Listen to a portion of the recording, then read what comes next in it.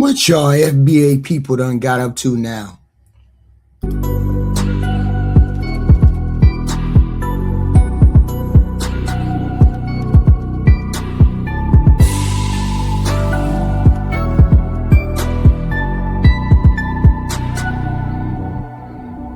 Where they can't stand black people, yet they monitor every move we make like it's their morning ritual. Hate doesn't look like distance, so hate looks like obsession.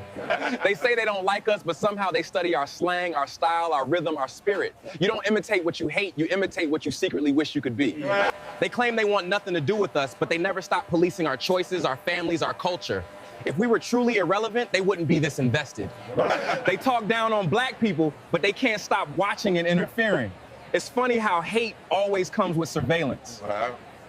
They pretend they're above us, yet they track our trends like stock prices.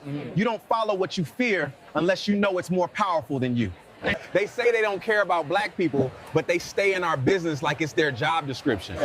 That's not dislike, that's dependency. They claim we're the problem, but they can't stop orbiting around our culture. You don't hover around what you hate, you hover around what you can't replicate. They talk about us with contempt, but they watch us with fascination. Because deep down, they know the world moves when we move. Published in the LA Progressive by Mark P. Fancer. Titled The Folly of the So-Called Black Americans. This is the title right there, y'all. And it's a beautiful statue that goes along with that. I thought it was so beautiful that I saw that. This piece doesn't just disagree with FBA. It calls it short-sighted. It compares it to MAGA. It frames it as morally dangerous. So instead of reacting, we're going to walk through the author's exact words. So here's the article. FBA is a lineage-based designation that specifically refers to the over 43 million Black Americans who are direct descendants of the freedmen, the formerly enslaved Black people who were emancipated in the United States. That's the foundation of this entire debate.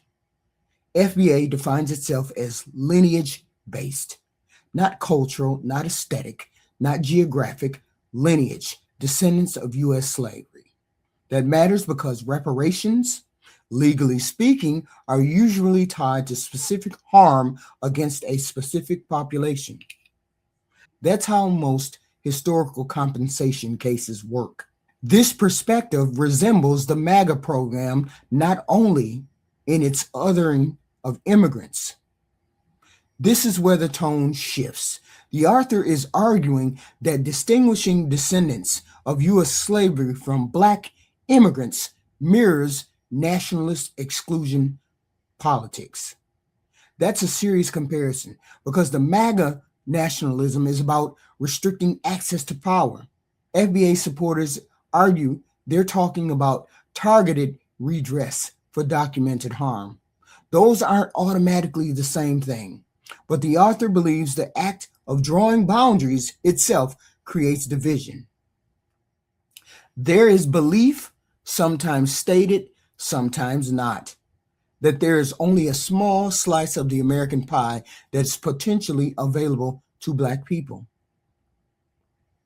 Here, the author frames FBA thinking as scarcity, as if saying there isn't enough opportunity to go around.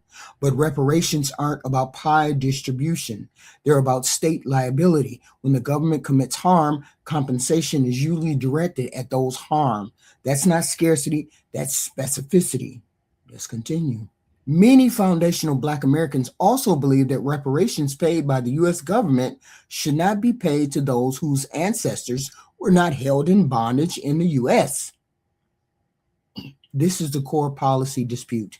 Should U.S. reparations go specifically to descendants of U.S. slavery or to the broader African diaspora? That's not a small disagreement. That's a structural disagreement about how justice is defined. But therein is a flagrant untruth. When the author says flagrant untruth, he's accusing the FBA framework of being historically false. He argues that liberation efforts weren't limited to descendants of U.S. slavery. He lists figures like Marcus Garvey and others from across the diaspora to show that Black progress in America wasn't built by one lineage alone. That's an important argument. But contributions to liberation movements and legal eligibility for reparations are two separate questions. When it comes to slavery, the circumstances of all Africans are indivisible. This is the moral pivot of this article.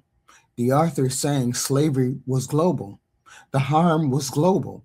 Therefore, justice should be global. Morally, that's compelling.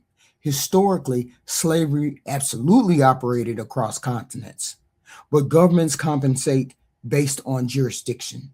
The United States can only legally account for what it did under its authority. So now the debate shifts from morality to governance. Why settle for a slice of the American pie when it's possible to enlist all people of African ancestry in a global fight? Here, the author moves into a broader vision. He's not just criticizing the FBA, he's proposing continental unity, a unified socialist economy, global solidarity. That's a sweeping ideological framework, but it's very different from advocating for U.S. reparations legislation. One is international revolution, the other is domestic policy reform. Those operate on completely different scales. And our last quote: for those who sign on to the FBA program, spiritual death looms large. At this point, the argument becomes moral and spiritual. The author believes that drawing lineage boundaries risks betraying ancestral unity and love. That's no longer just a policy critique, that's a moral warning.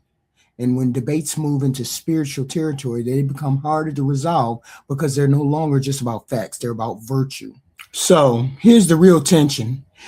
Is recognizing lineage necessary for justice, or does drawing those lines fracture solidarity? Is specificity protection, or is it exclusion? The article argues FBA narrows liberation and mimics nationalist thinking. FBA supporters argue clarity about harm prevents dilution and erasure. Those aren't trivial differences. They're fundamentally different strategies for pursuing justice. If this conversation turns into hostility, it fails. If it turns into erasure of specific historical harm, it fails. The hard question is whether you can pursue targeted redress without losing broader unity. That's where the real work is.